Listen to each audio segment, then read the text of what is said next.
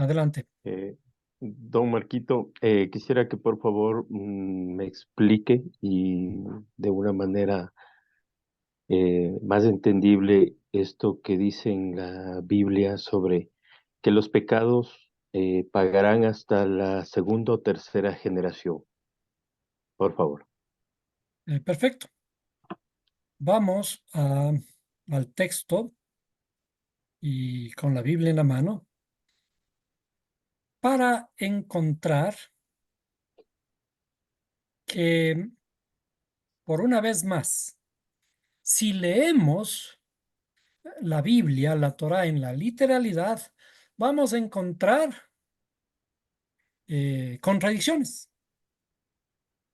El verso al que usted se refiere dice en Éxodo 34:7, dice, hablando del Creador, él mismo dice, el que guarda misericordia a millares, el que perdona la iniquidad, la transgresión y el pecado, y que no tendrá por inocente al culpable, el que castiga la iniquidad de los padres sobre los hijos y sobre los hijos de los hijos, hasta la tercera y la cuarta generación.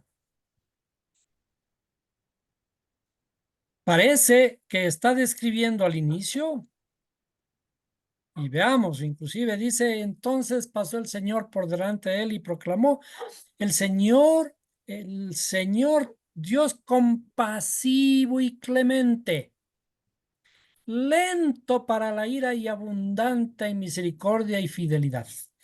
¿Qué está describiendo? Está describiendo un Dios bueno.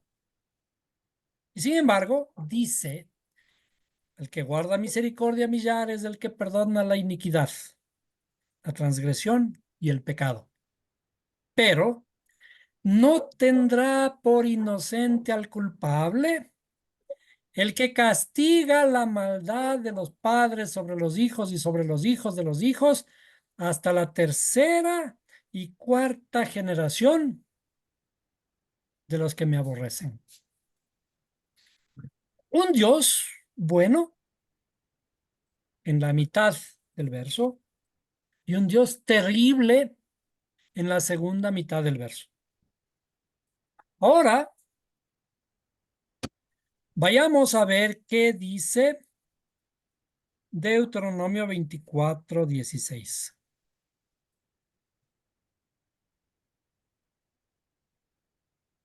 Los padres no morirán por sus hijos, ni los hijos morirán por sus padres. Cada uno morirá por su propio pecado. Es decir, si yo cometo un pecado, en el verso de Éxodo, vamos de nuevo, en el versículo de Éxodo, él me va a castigar, ¿sí? Él me va a castigar mi pecado y también a mis hijos y también a mis nietos, dice hasta la tercera y cuarta generación, a mis bisnietos. De la culpa que yo tengo, mis hijos, mis nietos y mis bisnietos van a sufrir por mi pecado. Y sin embargo, en el otro verso dice, los padres no morirán por sus hijos, ni los hijos morirán por sus padres. Cada uno morirá por su pecado. Esto necesariamente nos confronta a una contradicción. ¿La contradicción en qué nivel está? La contradicción está en el nivel literal del texto. ¿Por qué? Porque aparece un Dios bueno, misericordioso, sublime, lento para la ira y grande en misericordia, y sin embargo dice que nos va a castigar a mí, a mis hijos, a mis nietos y a mis bisnietos. Y sin embargo, este mismo Dios dice Los padres no morirán por sus hijos, ni los hijos morirán por sus padres, cada uno morirá por su propio pecado. ¿Qué significa cuando nos confrontamos estos dos versos contradictorios? ¿Qué tenemos que encontrar adentro, debajo, escondido dentro de estos textos? El nivel que me revele la verdad. ¿De qué se trata? Primero, ¿de qué muerte se trata? Cuando la Biblia habla de muerte, ¿de qué muerte habla?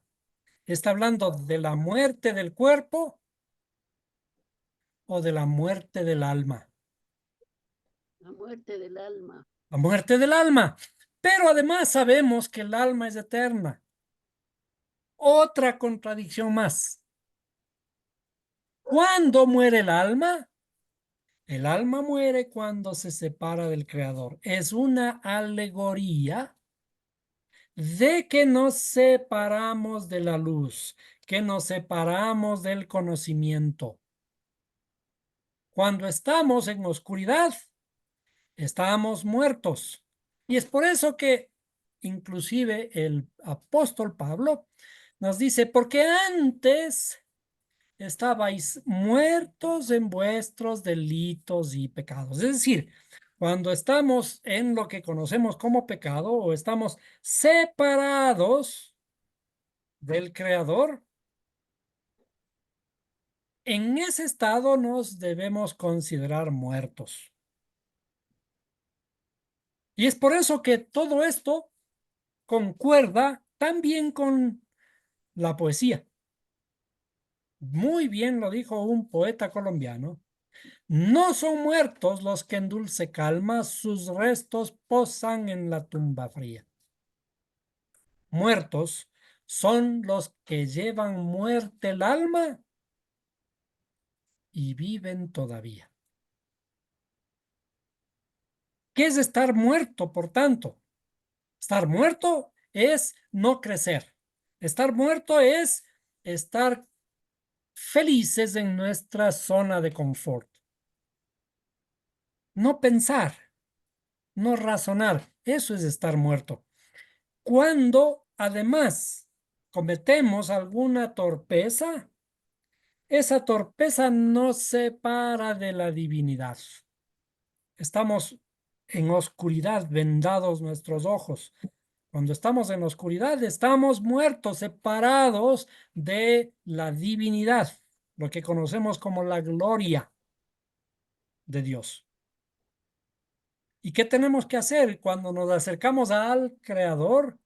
Volvemos a la vida. Entonces nuestra alma, cuando cae, muere. Pero también la muerte es buena. ¿Por qué la muerte es buena? Porque cuando cae una semilla en la tierra, no cae de gana, sino que cae y muere para volver a dar fruto. Es decir, todo está diseñado para que con nuestra muerte volvamos a la vida y volvamos a superarnos. Los problemas han sido puestos para nosotros para caer, pero si nos quedamos caídos, nos quedamos en la muerte. Y si nos levantamos, volvemos a la vida. Y por eso dice, 7 veces cae el justo, pero se levantará. Es decir, un justo muere 7 veces. Pero no estamos hablando de esta muerte física. La Biblia nos habla de la muerte espiritual. Cada vez que caemos, caemos en la muerte. Entonces, allí se cumple el verso que dice, el que castiga la iniquidad de los padres sobre los hijos y sobre los hijos de los hijos hasta la tercera y cuarta generación. Es decir, mi pecado, mi error, tengo que recuperar mi estado espiritual de alguna forma viviendo, volviendo a vivir espiritualmente hablando, hasta la tercera y la cuarta generación. Es decir, como que tuviera que repetir el año 3 o 4 veces. Es decir, si estoy en el colegio y fallo en una materia, no he aprendido, ese no haber aprendido me cuesta 3 o 4 repeticiones del año. Mi alma tiene que repasar, tiene que hacer carne ese aprendizaje. Es como cuando estamos aquí en este espacio repitiendo varias veces los conceptos. ¿Por qué? Porque necesitamos de esta repetición para poder asimilarlo, asimilar los conceptos. Religiosamente a este proceso, la religión judía le llama la reencarnación o el Gilgul. Y por eso dicen los judíos que se puede reencarnar en vida, en la misma vida, varias veces.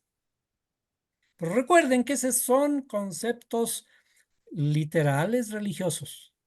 La Biblia de la que está hablando es de nuestra muerte espiritual y también de nuestros hijos espirituales, la tercera y la cuarta generación de mi propia renovación espiritual. Y en este momento entonces, cuando entendemos que todo está aquí, Deuteronomio nos confirma de que mis padres no tienen la culpa mía, así como mis hijos no van a tener mi culpa, ni mis nietos van a tener la culpa de todo lo que yo haga. Entonces, la Torah hay que analizarla desde el punto de vista espiritual, desde la profundidad, con diferentes herramientas, porque vemos que cuando interpretamos la Biblia de una forma literal, vamos a incurrir nuevamente en estas contradicciones como la que acabamos de mostrar.